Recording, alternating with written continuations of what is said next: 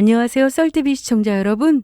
오늘 사연은 아픈 시모를 3년간 간병했는데 남편이 바람이 나서 이혼을 요구했고 흥신소 친구에게 의뢰했다가 상간녀가 어떤 사람인지 알고는 남편의 인생을 시원하게 나락으로 보낸 사연입니다. 상간녀가 어떤 사람이었는지 그리고 제가 남편에게 어떻게 사이다 한 방을 먹였는지 지금 바로 시작하겠습니다. 제 결혼 생활은 기대와 달리 힘든 날들의 연속이었습니다. 남편과는 연애 결혼을 했고 누구나 그렇듯 만나면서 너무 행복했어요. 하늘에 별도 따다준다는 유치하지만 달콤한 말이 좋았고 저 역시 남편을 너무 사랑해서 결혼을 결심했죠. 하지만 결혼 후 행복하기보다는 예상치 못한 일들이 자꾸만 생겼습니다. 그래도 시어머니께서 저를 무척이나 예뻐해 주시고 신경을 써주신 덕분에 많이 의지하고 견딜 수 있었던 것 같습니다. 남편과 결혼 후 평범한 일상을 보내고 있었는데 어느 날 병원에서 전화 한 통을 받았습니다. 네, 맞는데요? 네? 뭐라고요? 알겠어요. 어디 병원이에요? 아빠가 일하시다 쓰러졌고 그래서 급하게 병원으로 이송됐다는 연락에 일하다 말고 급히 병원으로 향했습니다. 병원에 도착했더니 뇌졸중이라고 했어요. 그럼 어떻게 되는 거예요? 수술하면 되는 건가요? 생명에는 지장이 없는 건가요? 네, 지금 검사 받고 계시니까 조금만 기다려주세요. 천만다행으로 아빠는 검사 후 수술을 받게 되면서 경과도 좋았습니다. 수술 후 재활치료도 잘 받으셨고 저는 한동안 친정을 왔다 갔다 하면서 아빠를 챙겼습니다. 친정엄마는 제가 어릴 때 돌아가셨기에 아빠는 제가 결혼 후 혼자 지내셨는데요. 그래서 아빠를 챙기는 건 오로지 제 몫이었습니다. 아빠 혼자 지내시게 두기엔 마음이 너무 불안하기도 했고요. 그 당시 어머님이 정말 많이 신경 써주셨습니다. 아빠 보험 들어둔 것도 있어서 괜찮아요. 보험이 있어도 돈이 아예 안 들은 것도 아닌데 얼른 받아. 얼마 안 되지만 이걸로 보태. 그리고 너도 좀 쓰고. 쓸 돈이 남을지는 모르겠지만. 저 정말 괜찮은데요. 아유 참, 자꾸 말 안 들을 거야? 어머님이 아빠 병원비를 하라고 돈을 주셨는데 돈 때문이 아니라 그 마음이 너무 감사했습니다. 일하랴 아빠 챙기랴 힘들 거라며 밑반찬도 만들어주시고 또 밥하기 귀찮을 땐 사 먹으라면서 이럴 때 쓰라고 돈을 모은 거라 하시는데 그때 얼마나 울었는지 모릅니다. 세상에 이런 시어머니가 또 있을까 싶었거든요. 이러니 제가 시댁에 더 잘할 수밖에 없지 않겠어요? 그 후는 시집살이 한번 해본 적 없고 저는 늘 받기만 했습니다. 시댁은 남편과 아주버님 이렇게 아들만 둘이라 시모는 딸이 없어 잘 됐다며 저를 딸처럼 생각해 주셨습니다. 그냥 말로만이 아니라 어머님이 정말 저를 그렇게 생각하시는구나 절로 느껴졌죠. 그런데 아빠가 몸이 회복되고 전처럼 일상생활을 하실 즈음 아버님이 돌아가셨습니다. 그 충격으로 어머님은 쓰러지셨어요. 이제 좀 편해질만 하면 일이 생겨서 저 역시 몸과 마음이 많이 지친 상태였습니다. 아버님 장례 때문에 지방에서 회사 다니며 혼자 살던 아주버님이 올라왔고 한동안 서울에서 머물렀지만 사정상 다시 내려가 봐야 했기에 어머님은 제가 신경을 썼습니다. 주변에서는 남편이 뭐 이쁘다고 시댁에 그렇게까지 잘하냐는 말을 정말 많이 들었습니다. 실은 몇 가지 사건이 좀 있었거든요. 이날은 제가 퇴근 후 친구들과 약속이 되어 있었고 남편에게도 미리 얘기했는데 갑자기 영상통화가 걸려왔습니다. 남편이었어요. 자기야 왜? 지금 어디야? 나 지금 친구들하고 있지. 얘기했잖아. 누구랑 있는데? 그래서 친구들 이름을 다 얘기해 줬습니다. 제가 평소 자주 연락하던 친구들이라 이름만 말해도 남편은 다 알 정도였는데 전화를 끊고는 영상통화를 걸어서 본인 얼굴은 보여주지도 않고 제가 친구들과 있는 걸 확인한 후 그냥 끊더라고요. 친구들이 인사를 하는데도 대답 없이 끊어버리는 바람에 친구들에게 제 남편의 이미지가 그리 좋지는 않았습니다. 그래도 남편의 좋은 점도 있으니 그렇게 나쁜 사람은 아니라는 걸 보여주고 싶어서 제가 자리를 한번 마련했는데 남편은 그날도 말없이 약속을 펑크 내고 나오지 않았습니다. 친구들은 물론이고 저 역시 상당히 기분이 불쾌했죠. 얼마나 우습게 보면 자기 아내 친구들과의 약속을 이런 식으로 깨버리나 싶어서요. 어떻게 이래? 못 나올 것 같으면 미리 말을 해주면 좋잖아. 뭐 그럴 수도 있지. 그런 걸로 화를 내? 그런 거? 입장 바꿔서 생각해봐. 내가 그랬으면 자기는 어땠을 것 같은데? 친구들까지 다 있는 자리에서? 아이, 알았으니까 그만해. 다음엔 안 그러면 되잖아. 이 사건으로 남편과 한동안 다퉜습니다. 그러다 아버님 돌아가시고 어머님은 쓰러지게 되면서 남편과 제대로 풀지도 못하고 시댁에서 지내게 되었죠. 원래 남편이 미우면 시댁도 밉다고 하지만 저는 아니었습니다.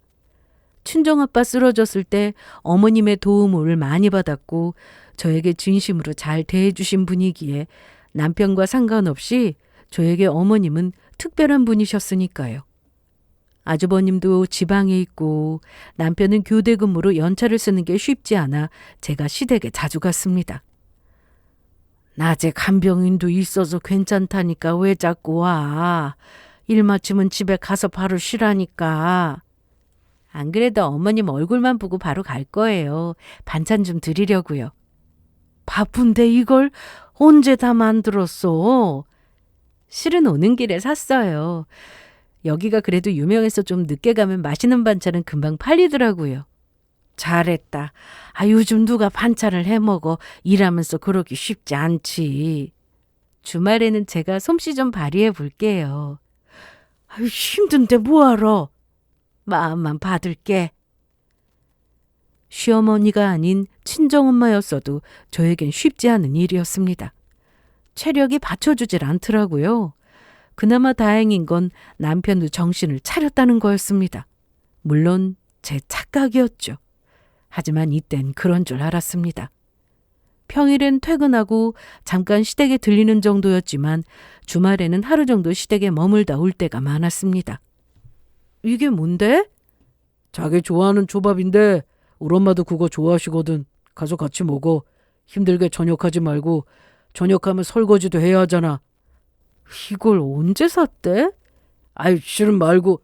그래, 잘 먹을게. 그리고 이거. 이건 또 뭔데? 돈 좀 넣었어. 무슨 돈이야? 왔다 갔다 교통비도 좀 하고 알아서 쓰라고. 그럼 나 출근한다. 주말에도 출근을 하는 남편이기에 시모를 챙기지 못하고 저에게 맡긴다는 것에 대해 미안해서 또 고마워서 이러는구나 싶었습니다. 전에 제 친구들과의 문제도 있어서 미안해서 이러는 줄 알았습니다. 남편은 시간이 맞으면 시댁에 있는 저를 데리러 오기도 했습니다. 자주는 아니었지만 그래도 좋더라고요. 그리고 얼마 뒤 저는 시댁에서 지내게 되었습니다. 왔다 갔다 하는 게 힘들기도 했고 오며 가며 도로에서 버리는 시간이 아깝다는 생각이 들더라고요. 그래서 남편에게 얘기한 적도 있었습니다. 뭘 그렇게까지 해. 낮에 간병인도 있는데 그냥 지금처럼 가끔 가서 엄마 얼굴이나 보면 되는 거지. 그러지 말고 잘 생각해봐. 아이, 난 별로야. 자기는 어쩜 그래? 어머님이 남이야? 남편도 별로 내켜하지 않아 하니 한동안 퇴근 후 시댁에 들렀다 오며 지냈는데 그러던 어느 날 간병인이 어머님 물건을 훔치다 걸려서 경찰까지 출동한 날이 있었습니다. 혼자 계신 어머님은 당연히 놀라서 병원까지 가셨고요. 어머님, 이게 무슨 일이에요? 그렇게 말이다. 얼마나 놀랐는지 몰라. 그래도 이만하길 다행이야.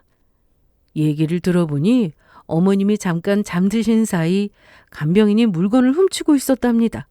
어머님이 그걸 보시고 바로 경찰서에 신고했는데 그 과정 중에 간병인이 어머님을 밀치느라 한바탕 난리가 났던 모양이더라고요. 그런데 저한테는 그날 이후 다른 간병인을 구했다고 하셨지만 제가 더 신경을 쓸까 봐 거짓말로 하신 말씀이었습니다. 일주일 정도 회사에서 중요한 일을 하느라 야근해서 시댁에 못 갔는데 회사에서 고생했다며 일찍 퇴근을 하라고 하셔서 바로 시댁으로 향했어요. 그날 간병인이 없이 어머님 혼자 계신 걸 알게 되면서 제가 시댁에서 지내야겠다 생각하게 됐죠. 어머님은 그날 간병인 사건으로 다른 사람을 집에 들이는 게 싫고 또 겁도 나셨던 겁니다. 남편은 여전히 시댁에 들어가 지내는 걸 거부했고 그래서 제가 시댁에서 먹고 자고 생활하게 되었습니다. 물론 집에도 자주 갔어요. 빨래도 하고 남편이 먹을 반찬도 챙겨야 해서 아예 시댁에만 머물 수는 없더라고요. 그땐 몰랐는데 나중에 생각해보니 남편이 좀 수상하긴 했습니다. 수시로 전화해서 집에 언제 오는지 이런 걸 확인했거든요. 이따 오후에 출발할 거야. 오후? 몇 시쯤? 글쎄, 한 3시 정도 되려나? 3시? 알았어. 그런데 왜 이렇게 전화해? 아니 그냥 자기 보고 싶어서 그러지 언제 오나 해서. 보고 싶으면 자기가 오든가. 나도 그러고 싶은데 내 스케줄 알잖아. 낮에 조금이라도 자야 저녁에 출근을 하지. 알았어. 금방 갈게. 출발하면 전화 줘. 응? 제가 출발은 했는지 어디쯤 왔는지 수시로 체크를 하더라고요. 이때는 제가 걱정되어서 그러는 줄 알았습니다. 제가 시댁에서 시모 간병을 한 것만 3년이었습니다. 그렇다고 3년 내내 시댁에서 지낸 건 아니었고 중간중간 집에 와서 집안일도 하며 남편도 챙기며 살았어요. 3년이라는 시간이 짧을 수도 있고 또 긴 시간일 수도 있는데 힘들지 않았다면 거짓말이죠. 어머님이 저보다 키도 크시고 체격도 있으셔서 부축을 해야 할 때면 저 역시 힘에 부치곤 했습니다. 남편도 가끔 시댁에 오긴 했지만 자주는 올 수 없으니 모든 건 제가 다 해야 했습니다. 그래도 좋은 마음으로 했어요. 한 번도 시모를 챙기는 게 싫거나 귀찮거나 짜증이 난다거나 하지 않았습니다. 이런 생활을 3년 정도 하다 보니 어머님도 몸이 많이 좋아지셨고 전보다 더 많이 웃으시는 걸 보면서 뿌듯하더라고요. 그런데 그 사이 남편은 바람이 났습니다. 정말이지 세상이 무너지는 기분이었죠. 어머님도 많이 좋아지셨고 병원에 가서 직접 확인하고 난 뒤 어머님이 이제 집에 가서 쉬라고 하셨는데요. 그래서 가방을 챙겨 집에 간 날이었습니다. 원래 예정대로라면 한 주 더 시댁에 있다 가는 거였기에 남편도 제가 이날 집에 갈 거라는 생각은 못했던 거죠. 그런데 뭔가 이상했습니다. 거실은 여기저기 옷가지가 널려 있는데 그건 남편이 늘 옷을 바구니에 넣지 않는 습관 때문에 그러려니 했는데 안방에 들어간 순간 묘한 기분이 들었어요. 무엇보다 처음 맡아보는 향기가 났습니다. 누가 맡아도 이건 여자 향수 냄새였어요. 안방문을 열고 들어가자마자 그 냄새가 났는데 침대 이불에서는 더욱 진하게 그 향이 났습니다. 그리고 결정적으로 베개 커버 위에 긴 머리카락이 제 눈에 들어왔습니다. 순간 심장이 쿵 하고 내려앉는 기분이었어요. 남편은 당연히 아니었고 저 역시 남편을 만나기 전부터 단발머리만 고수해왔기에 제 머리카락은 더더욱 아니었습니다. 오랜만에 집에 왔으니 제가 긴 머리를 하더라도 침대 위에 제 머리카락이 있는 건 말이 안 되는 상황이었죠. 이때 제가 급하게 확인해 본 건 홈캠이었습니다. 결혼 초 지인에게 선물 받아서 가지고 있었는데 딱히 쓸 일이 없었기에 박스에 넣고 보관만 했거든요. 그러다 시댁에서 간병인 사건 때문에 혹시나 하는 생각에 홈캠을 설치했습니다. 남편에게도 당연히 얘기를 했고요. 만약 남편이 바람이 나서 여자를 집으로 데려온 거라면 홈캠은 당연히 꺼놨겠지 싶었는데 영상이 있었습니다. 아마도 제가 집을 비우면서 남편도 신경을 쓰지 않고 홈캠이 있는 것도 깜빡한 듯 했어요. 홈캠에는 제가 의심한 대로 남편과 어떤 여자의 모습이 찍혀 있었습니다. 처음에는 제 눈을 의심했습니다. 설마 내 남편이 바람이 날 리가 없다고 생각했기에 뭔가 잘못된 건가 싶었죠. 하지만 몇 번을 다시 확인해봐도 남편의 바람이 맞았습니다. 저는 이날 남편이 일을 마치고 집에 오기만을 기다렸습니다. 그리고 늦은 밤 남편이 집에 들어왔고 저를 본 남편은 화들짝 놀랐습니다. 뭐야? 당신이야? 왔어? 아니, 오늘 온다는 말 없었잖아. 왜 왔어? 어머님이 그만 가보라고 하셔서. 그럼 전화를 하지. 집에 오는 날은 내가 미리 전화나 문자 달라고 했잖아. 왜? 왜냐니? 데리러 가려고 그런 거지. 왔다 갔다 힘드니까. 아, 그래? 그럼 이제 아주 온 거야? 아니면 내일 또 가는 거야? 어머님한테 전화 좀 드려. 아들이면서 어떻게 며느리인 나보다 어머니 몸 상태를 몰라? 왜? 더 안 좋아지셨어? 그럼 내가 집에 왔겠어? 아, 맞다. 그럼 엄마 이제 괜찮대? 많이 좋아지셨어. 그런데 당신 나 없는 사이 화장품 바꿨어? 아니, 그건 왜? 남편은 아무렇지 않게 겉옷을 벗고 있던 중이었는데 제가 안방에서 처음 맡아보는 향이 났다고 하자 순간 멈칫하는 게 보였습니다.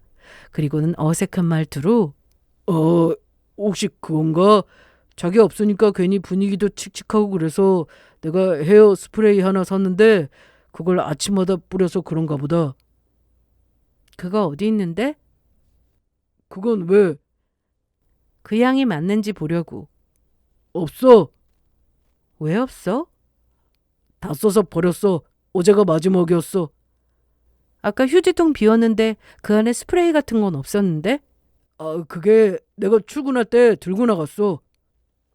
요리조리 잘도 피해갔지만 이미 증거가 확실히 있는 상황이었고 그 헛소리조차 못하게 만들어주고 싶어서 그날 밤 남편의 핸드폰을 봤습니다. 그런데 남편이 잘 자다가 중간에 깨는 바람에 저는 상간녀의 이름과 연락처만 겨우 알아내고 주고받은 문자나 통화 기록도 제대로 보지 못했습니다. 분명 또 기회가 오겠지 생각했고 다음날 남편이 퇴근하기만을 또 기다리고 있었는데 정말 어이없는 상황이 벌어졌습니다. 바로 남편이 저에게 이혼 요구를 했습니다. 이날도 저는 똑같은 방법으로 남편이 자기만을 기다렸고 새벽에 조용히 일어나 남편의 핸드폰을 들고 나와 거실에서 보고 있었는데 뭔가 이상한 기분에 뒤를 돌아보니 남편이 저를 쳐다보고 있었습니다. 깜짝이야. 지금 뭐 하는 거야? 그건 내 폰 아니야? 너무 놀란 나머지 아무 말도 못하고 있자 남편은 핸드폰을 빼앗아 갖고 남편에게 여자가 있느냐고 물었더니 남편이 하는 말이 참 가관이었습니다. 당신 혹시 바람났니? 여자 있어? 헛소리 하지 마. 그러고는 남편이 바로 방으로 들어가더니 자는 게 아니라 옷을 입고 나가버렸습니다. 전화를 해도 받지 않았고 문자를 보내도 답이 없었어요. 다음날 회사로 전화해도 자리에 없다는 말만 들을 뿐이었습니다. 그렇게 남편은 3일간 연락 두절이었습니다. 휴모에게 이 사실을 말씀드려야 하나 고민이 많았는데 이제 겨우 회복되신 상태라 괜히 남편과의 일을 말씀드렸다가 또 쓰러지실 것 같아 제 선에서 해결해야겠다 생각했습니다. 저도 드라마나 영화에서 이런 장면을 참 많이 봤습니다. 그런데 참 답답하더라고요. 바람난 남편 뭐 좋다고 이혼 안 해주나. 이혼해서 자기 인생 살면 되는데 왜 저러나 생각했어요. 그런데 막상 제가 그런 일을 겪어보니 말처럼 쉬운 게 아니었습니다. 남편은 집을 나간 지 3일 만에 들어왔고 저에게 제일 먼저 한 말은 이혼하자였습니다. 무슨 소리야? 뭘 하자고? 이혼하자고. 너 정말 미쳤구나. 이혼을 하더라도 그건 제가 할 말이지 남편이 먼저 꺼낼 말은 아니라고 생각했어요. 그래서인지 더 자존심도 상했고 기분도 더러웠습니다. 억울하고 짜증도 나서 미쳐버리겠더라고요. 여기서 더 어이없고 기막힌 게 뭔지 아시나요? 남편이 잘못했다, 미안하다 이게 아니라 사랑하는 여자를 만났다며 저더러 헤어지자고 하는데 이 말을 듣고 무슨 말을 해야 할지도 모르겠더라고요. 이날 남편은 자기가 한 짓에 대해서 사과는커녕 상간녀를 얼마나 사랑하는지에 대해서만 말했습니다. 그 여자는 잘못 없어. 내가 좋아서 나 혼자 매달린 거야. 걔는 계속 이러면 안 된다고 그만 정리하자고 했는데도 내가 그런 거라고. 그러니까 욕할 거면 나만 욕해. 남편은 그 상간녀에 대해서 평생 기다려왔던 사람이라고까지 표현했습니다. 그런 얘기를 제 앞에서 하는데 제가 제정신이겠어요? 당연히 손으로 때리고 그것도 모자라 손에 잡히는 물건은 죄다 남편에게 던졌습니다. 아무 말 없이 눈까지 감고는 때리면 맞고 있는 남편을 보며 욕도 해줬습니다. 이제 다 했어? 뭐? 그럼 이혼 좀 해주라. 단단히 미쳤구나. 너 돌았구나. 당신이랑 떨어져 지내보니까 알겠더라. 내가 정말 사랑해서 한 결혼이 아니었다는 걸. 원래 부부가 떨어져 지내면 더 애틋하고 보고 싶고 그래야 하는 거잖아. 그런데 난 아니었어. 당신이 어땠는지 몰라도 난 아니었다고. 내가 그동안 어디에 있었는데. 당신 어머니 간병하느라 지난 3년간 시댁에서 힘들었는데 어떻게 나한테 이래? 어떻게 이럴 수 있어? 그래, 그건 고맙게 생각해. 정말이야. 그런데 그렇다고 해서 사랑 없는 결혼 생활 유지해야 하는 거야? 그건 당신도 싫은 거 아니야? 그렇게 사는 게 대체 무슨 의미가 있어? 남편은 앞으로 그 상간녀만 바라보며 살고 싶다고 했습니다. 그래서 저는 무슨 소설 쓰냐고 비웃어줬죠. 그랬더니 제 앞에 무릎까지 꿇고는 제발 부탁할게. 이혼 좀 해주라. 이 집 줄까? 차도 줘? 그동안 우리 엄마 간병해줬으니 이 정도는 내가 해줄게. 그럼 이혼해줄 수 있겠어? 제정신 아니네. 미쳐도 단단히 미쳤네. 그래, 나 미쳤어. 걔한테 완전히 미쳤다고. 장인어른께 내가 말씀드릴게. 내가 벌인 일이니까 욕을 먹든 맞든 내가 다 한다고. 그럼 되는 거지? 남편에게 온갖 욕을 다 퍼부었는데도 제 속은 시원하지 않았습니다. 오히려 뻔뻔하게 먼저 이혼하자고 하는 남편을 보며 속은 꽉 막힌 것처럼 답답했고 구역질까지 나왔어요. 아빠도 어머님도 크게 아프셨다가 좋아지셨기에 건강에 더 신경을 써야 하는데 그런 분들께 가서 여자가 생겼으니 이혼하겠다 하면 어떻게 될지 걱정부터 앞섰습니다. 무엇보다 이 상황이 너무 어이없고 또 남편이 괘씸해서 더더욱 이혼해주고 싶지가 않았습니다. 그리고 대체 어떤 여자길래 남편이 이렇게까지 하는 걸까 싶었던 저는 결국 흥신소를 찾았습니다. 살면서 제가 이런 곳을 찾을 줄 누가 알았겠어요? 그런데 남편이 저 난리를 피우고 난 뒤 상간녀가 어떤 여자인지 알고 싶었습니다. 예전에 동창 모임에 나갔다가 오랜만에 만난 친구가 있었습니다. 그때 너무 반가워서 서로 뭐하고 사는지 이런저런 얘기를 하다가 그 친구가 흥신소를 한다는 말을 듣고 처음에는 좀 놀랐습니다. 그때 그 친구가 저한테 이런 말을 했어요. 이거 내 명함이야. 흥신소? 나 지금 이런 일 해.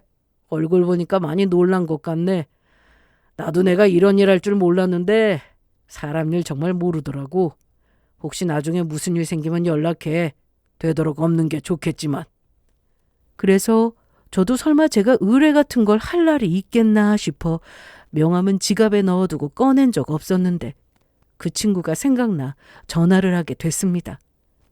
친정에도 시댁에도 이 사실을 말씀드릴 수가 없었고 그렇게 혼자 고민하다 동창에게 전화를 걸었습니다. 그리고 전화로는 할 얘기가 아닌 것 같으니 한번 찾아오라고 하더라고요. 다음 날 바로 그 친구가 일하는 곳으로 찾아갔는데 가자마자 제 상황을 얘기했더니 알아봐 준다고 하더라고요. 살다 보니 별일이 다 있네. 맞아. 사람 일 정말 모르는 거야. 내가 이런 일 하다 보니까 정말 별일이 다 있어. 일단 너무 걱정하지 말고 기다리고 있어. 내가 연락 줄게. 이날 저는 동창 앞에서 엉엉 울기도 했고 화가 나서 남편 욕 실컷 했다가 정신이 오락가락했습니다. 사실 이때까지만 해도 원하는 대로 이혼은 절대 못 해준다고 버틸 작정이었고 그 두 사람이 행복하게 사는 꼴은 볼 수 없었기에 어떤 식으로든 둘을 갈라놓게 하고 싶은 마음뿐이었어요. 남편은 저에게 이혼 통보를 하고 난 이후로 집에 들어오지 않았습니다. 또 상간녀와 같이 있나 싶었던 저는 혼자 분노했다가 받지도 않은 남편에게 계속 전화하며 괴로움에 몸부림쳤습니다. 그런데 얼마 뒤 그 동창에게 전화가 왔습니다. 뭐라고? 싫어. 이혼은 절대 못해. 그때도 내가 말했잖아. 글쎄 내 말대로 해. 그게 너한테도 좋아. 두 사람 잘 먹고 잘 사는 꼴을 나더러 그냥 구경이나 하란 말이야? 안 돼. 이혼은 안 된다고. 동창은 저에게 전화해서 다짜고짜 이혼부터 빨리 하라고 했습니다. 그러니 제 속은 더 답답하고 화만 났어요. 지영아, 나 믿고 그냥 빨리 이혼해. 그게 네 인생 제대로 사는 길이야. 어떻게 이래? 나 그동안 정말 열심히 살았어. 결혼한 지 얼마 되지 않아서 친정아빠 쓰러져서 신경 쓰고 사느라 나도 지쳤는데 그 뒤에 아버님 돌아가시고 어머님 쓰러지시고 그거 다 나 혼자 감당해야 했다고. 그래. 그동안 얼마나 힘들었어. 그런데 이제 남편이 바람 났다고? 거기다 걔네가 원하는 대로 해주라고? 너라면 그렇게 하겠어? 너 남의 일이라고 이렇게 쉽게 말할 거야? 그래서 이러는 게 아니야. 내가 네 마음을 어떻게 다 알겠어. 당연히 속상하고 열받겠지. 그런데 이혼 안 하고 버티면 그렇게 살면 행복할 것 같아? 정말 그럴 것 같냐고. 너를 위해서 빨리 이혼하는 게 나아. 그게 최선이야. 제발 내 말 좀 들어. 이날 동창은 조용히 제가 하는 말을 다 들어주었습니다. 그리고 며칠 뒤 만나자고 해서 만났다가 상간녀가 어떤 사람인지 다 알게 되었습니다. 저는 친구의 말을 듣고 그 자리에서 바로 이혼 결심을 했습니다. 당연히 남편이 집과 타던 차도 준다고 해서 다 받기로 했습니다. 그간 제가 남편에게 속고 또 고생한 걸 생각하니 이 정도는 받아도 되겠다고 생각했어요. 그리고 달라고 조른 것도 아니고 남편이 알아서 준다는데 거절할 이유는 없었습니다. 하지만 상간녀 소송은 포기할 수 없었습니다. 남의 가정을 파탄냈으니 그 벌은 받아야죠. 핸드폰에서 별로 건진 건 없었지만 몇 가지 문자 기록과 통화 내용, 그리고 결정적으로 홈캠 영상이 있어서인지 소송도 그리 어렵지는 않았습니다. 집도 차도 준다고 해서 조용히 이혼만 해주는 줄 알았다며 상간녀 소송으로 남편이 한바탕 난리를 치긴 했지만 그래도 괜찮았어요. 그 과정에서 친정아빠와 시어머니까지 이 사실을 알게 되면서 남편은 아무 말도 할 수 없었거든요. 무엇보다 팔은 안으로 굽는다고. 시모 역시 남편의 편을 들 줄 알았지만 아니었습니다. 그리고 사과는 남편이 아닌 시모에게 대신 받았습니다. 어머님이 왜요? 사과할 사람은 따로 있는데 걔가 정신이 똑바로 박혔으면 그런 짓을 했겠어? 그러니 그런 짓이나 하고 다니고 잘못해놓고 너한테 사과 한마디 없는 거지. 내가 아들 교육 똑바로 못 시켰으니 당연히 내가 사과를 해야지. 남의 집 귀한 자식 데려와 고생만 하게 하고 내 아들 때문에 이혼까지 하게 됐으니 내가 잘못했다. 내가 미안해. 남편은 이 와중에 집도 주고 차도 줬는데 상간녀 소송은 대체 왜 하냐고 난리였습니다. 하지만 그건 제 마지막 자존심이었어요. 그 소송이라도 해야 제 속이 조금이나마 뚫릴 것 같으니까요. 집이야 절반은 제 지분이고 차도 결혼하고 구입해서 할부금을 같이 갚았으니 온전히 남편의 것을 받은 것도 아니었습니다. 상간녀 소송 때문에 짐까지 싸들고 나간 남편이 수시로 들어와 집을 난장판으로 만들었지만 그때마다 그러든지 말든지 신경도 쓰지 않았습니다.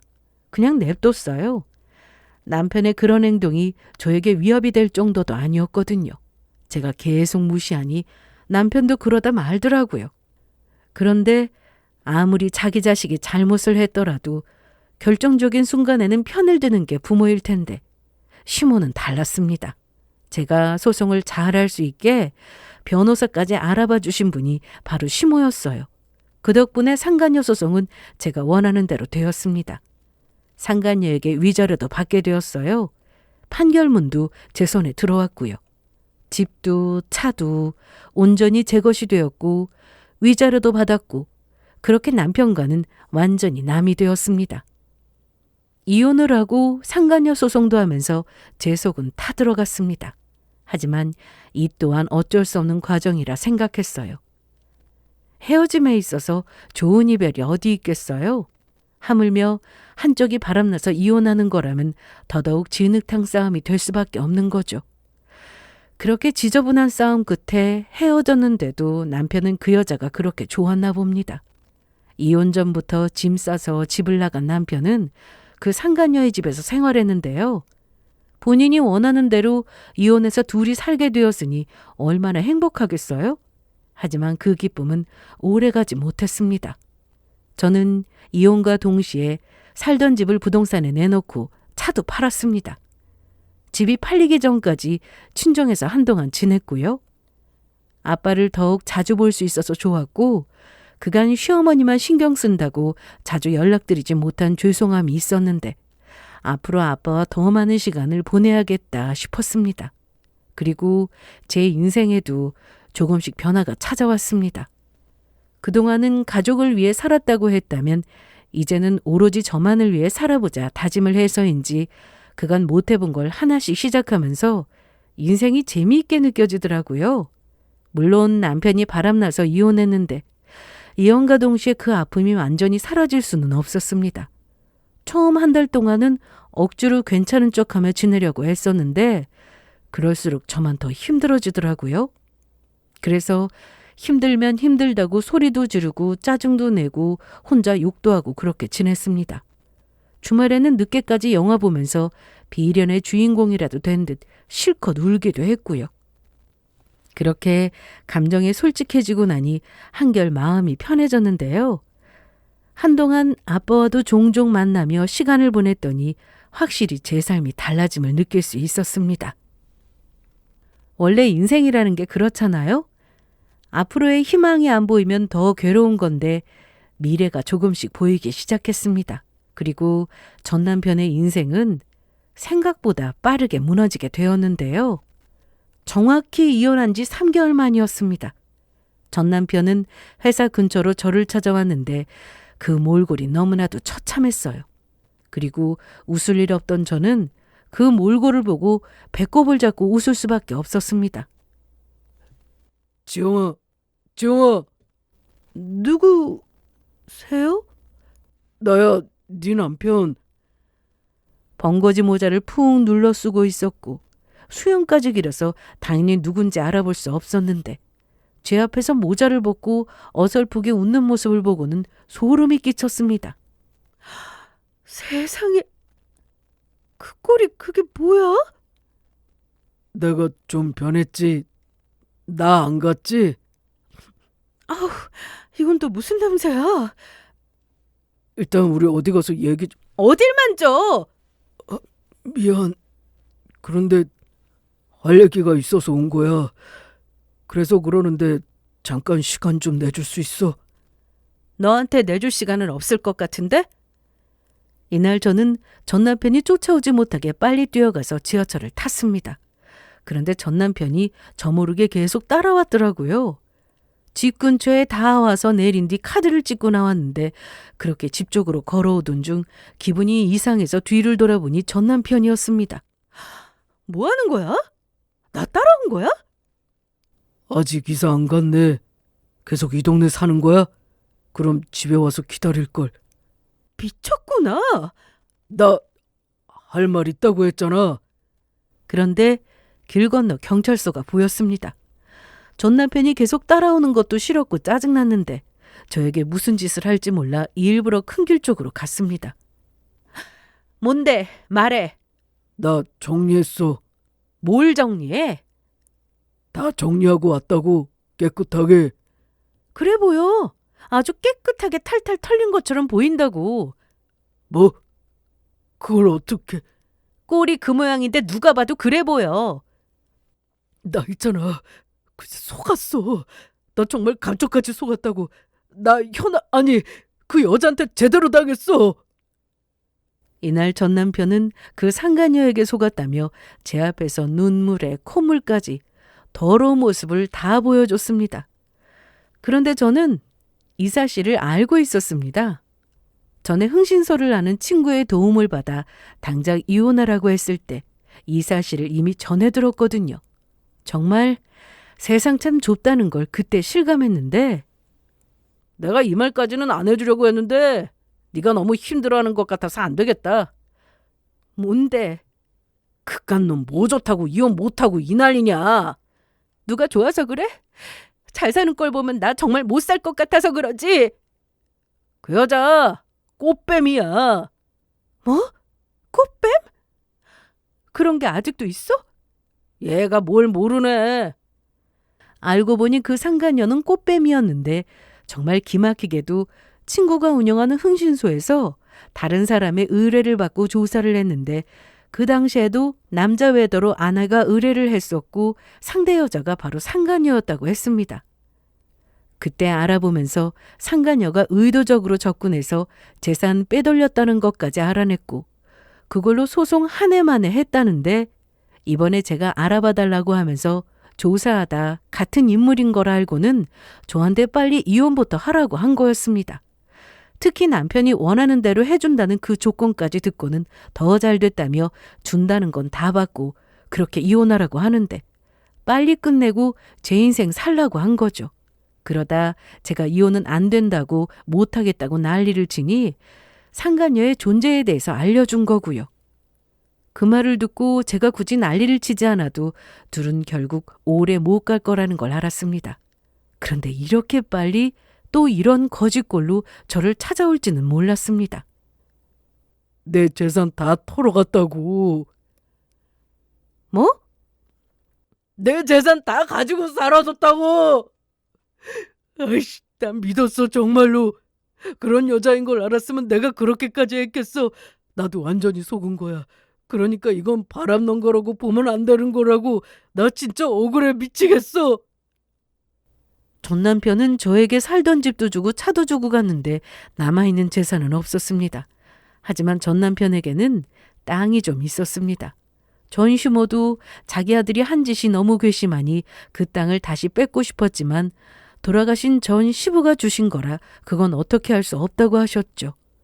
그런데 예상대로였습니다. 월급 관리도 상간녀가 하느라 같이 사는 동안 돈 구경도 못 해보고 살았다고 했고 거기다 전 남편 명의로 되어 있던 그 땅을 담보로 몰래 대출까지 받아서 그 돈을 들고 튀었다고 하더라고요. 도장이며 서류며 다 전 남편 이름으로 한 거라 사기로 신고도 할 수 없는 상황이라고 하는데 대출 원금이며 이자며 월급 받아서 감당이 안 되는 수준이라고 하더라고요. 내가 지금 이런 상황이야. 나 정말 당한 거라고. 그래서 바람이 아니다? 당연히 아니지. 난 그런 걸 전혀 몰랐잖아. 나도 속은 거랑 마찬가지인데. 속긴 누가 속아? 그 여자가 누구든 너는 외도 목적으로 그 여자 만난 거 아니야? 사랑해서 만났든 만나서 이용을 당했든 어느 쪽이라도 네가 유책인 건 달라질 게 없다고. 나 억울해. 정말이야. 그 여자만 아니었으면 나 지금쯤 너랑 행복하게 잘 살고 있을 텐데 이게 다 걔 때문이라고. 그렇게 억울하면 그 여자 상대로 고소를 하든 손해배상 청구 소송을 하든 해. 여기 와서 나한테 이러지 말고. 그리고 뭐? 억울하다고? 아직도 정신을 못 차렸구나. 억울한 건 네가 아니라 나야. 결혼하고 어머님 간병을 무려 3년이나 했어. 자식이라고 있는 너나 네 형이나 그 3년간 어머님 얼굴 보러 온 게 손에 꼽을 정도야. 그 고생하며 어머님 챙기고 살았는데 너는 아주 신나서 여자 데리고 집에서 놀고 인생 참 재미있게 살았잖아. 그런데 뭐가 억울하냐? 이날 전 남편이 상간녀와 그렇게 끝이 나고 전시댁이 아닌 저를 찾아온 건 전시모 역시 받아주지 않았기 때문이었습니다. 만약 전시모가 받아줬다면 뭐가 아쉬워서 저를 찾아왔겠어요? 그러니 더 괘씸했습니다.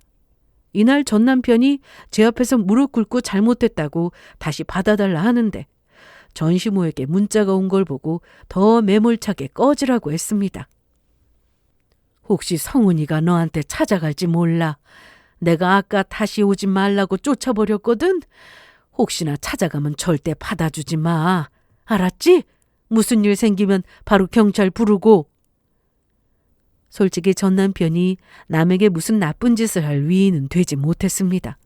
그래서 걱정은 하지 않았지만 사람 일 모르는 거니 일부러 더 사람들 많이 다니는 큰 길가로 갔고 이왕이면 경찰서가 눈에 보이는 곳이 더 안전할 것 같아서 그쪽에서 얘기를 나눈 거였어요. 나한테 이럴 시간에 일해서 돈 벌어. 뭐? 이럴 시간 있어? 투잡 쓰리잡도 부족할 것 같은데? 그 많은 대출금 갚으려면 일해야지.